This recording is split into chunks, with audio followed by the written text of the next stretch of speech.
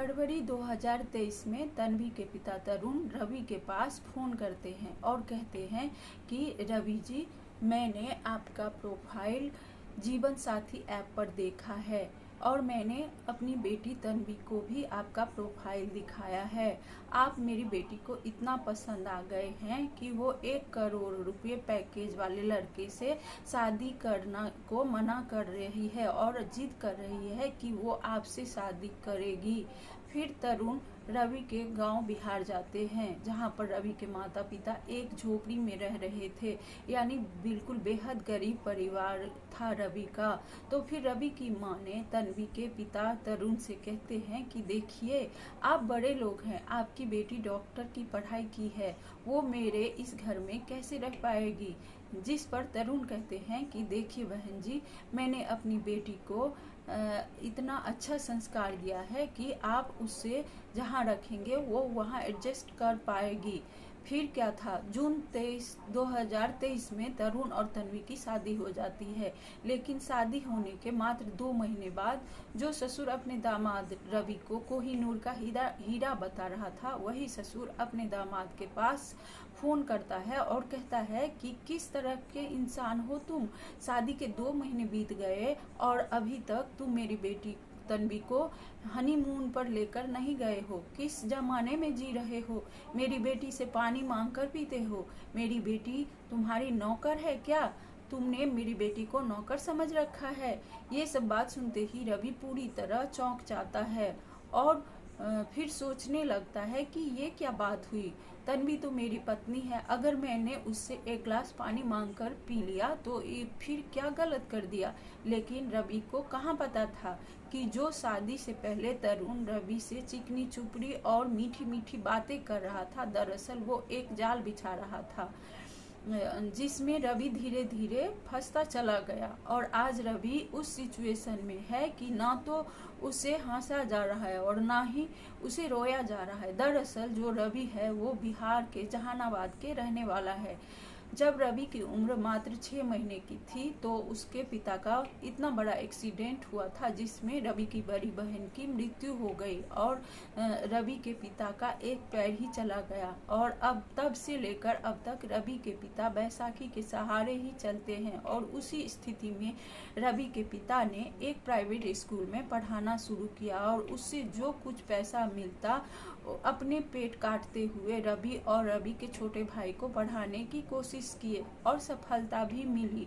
Ravi MBA किए। MBA करने के बाद दिल्ली के अडानी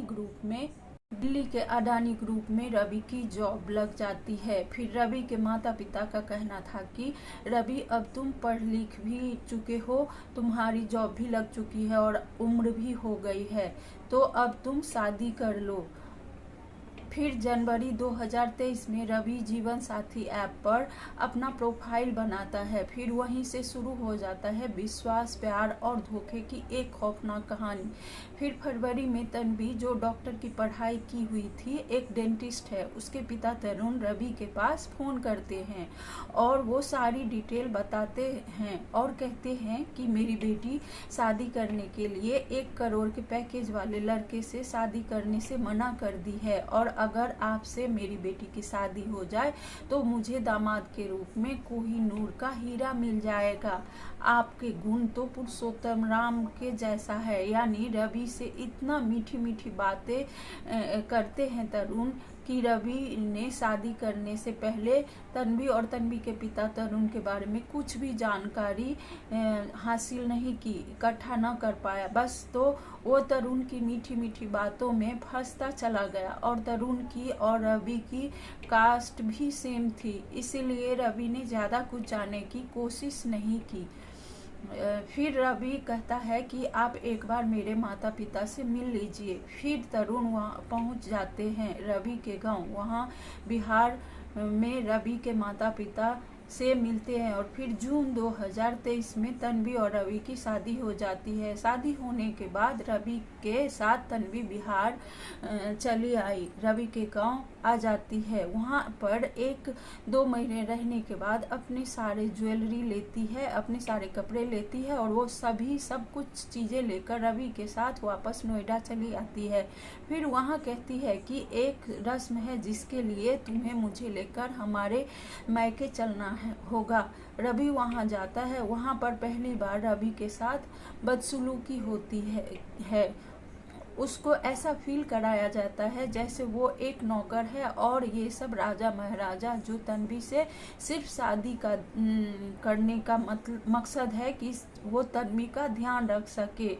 रवि को तन्वी के बीच इस बात को लेकर बहस होती है। फिर रवि तन्वी को लेकर नोएडा चला आता है और फिर वहां आने के बाद जब रवि अपनी पत्नी के साथ रात में बेडरूम में जाता है तो तन्वी का कहना था कि अभी ऑटो वाली प्रॉब्लम चल रही है, तो तुम अभी पति पत्नी की तरह नहीं रह सकते। लगातार 15 दिन बीत जाते हैं। 15 दिन बीतने के बाद भी रवि दोबारा उस बेडरूम में अपनी पत्नी के पास जाता है तो रवि दोबारा अपने बेडरूम की तरफ जाते हैं तो तन्वी कहती है कि तुमको एक बार समझ में क्यों नहीं आता कि मैं अभी तुम्हारे साथ पति पत्नी जैसा कोई रिलेशन नहीं बना सकती। फिर एक दिन तन्वी कहती है मुझे अपने मायके जाना है 2-3 दिनों के लिए, मेरा मूड सही नहीं है। और फिर तन्वी नोएडा से भी अपने सारे ज्वेलरी लेती है, अपने सारे कपड़े लेती है और ये कहते हुए कि वहाँ पर लॉकर नहीं है उसे लेकर अपने मायके जयपुर चली जाती है। और वहाँ जाने के बाद से वो रवि से बातचीत करना बंद कर देती है और रवि फोन करता तो उसका फोन भी नहीं उठाती। रवि परेशान हो रहा था लेकिन तन्वी ने फोन नहीं उठाया। फिर रवि का कहना है कि जब भी मैंने तन्वी के पिता तरुण से बात करने की कोशिश की तो उनका कहना था कि मेरी बेटी तुम्हारे साथ नहीं रह सकती, तुम बहुत पिछड़े सोच के इंसान हो, मेरी बेटी से पानी मांगते हो। शादी के 2 महीने हो गए लेकिन तुम मेरी बेटी को हनीमून पर नहीं ले गए और इन सब की जिम्मेदारी तो तुम्हारी माँ है। अगर तुम अपनी माँ से रिश्ता खत्म करो, अपने बाप से रिश्ता खत्म करो तभी मेरी बेटी घर में जाएगी, वरना नहीं जाएगी। तो फिर बहुत ही नकारा लड़का ही होगा जो अपने माँ बाप को छोड़कर एक ऐसी लड़की जो कि 2 महीने भी शादी के नहीं हुए और उसे अपने माँ बाप से रिश्ता तोड़ने को बोल रही है। तो रवि ने उसे जवाब दिया कि मैं अपने माँ बाप से रिश्ता नहीं तोड़ूंगा, तुम्हें आना है तो आओ, नहीं आना है तो मत आओ। और वह अपने माँ बाप के साथ रहने लगा। फिर रवि ने डिसाइड किया कि माँ बाप का साथ तो नहीं छोड़ूंगा। फिर क्या था, तन्वी के पिता अपनी बेटी को रवि के पास नहीं भेजते हैं और ऊपर से रवि के ऊपर और रवि के माता पिता विकलांग पिता के ऊपर केस भी कर दिया कि ये लोग मेरी बेटी को दहेज के लिए टॉर्चर करते थे। हर महीने मेंटेनेंस के रूप में रवि से अब पैसा भी ऐंठना शुरू कर दिए हैं और तन्वी के पिता की तरफ से कहा जा रहा है कि यदि तुम अगर 15 से 20 लाख रुपया मुझे दे देते हो तो मैं बाहर सेटलमेंट करके तुम्हारी जिंदगी को आज़ाद कर दूंगा और तुम अपना जिंदगी अच्छी तरह से जीना। अगर ऐसा नहीं किया तो तुम्हारी जिंदगी बर्बाद कर दूंगा और मेरी बेटी को तुम्हें जिंदगी भर पैसा भरना पड़ेगा।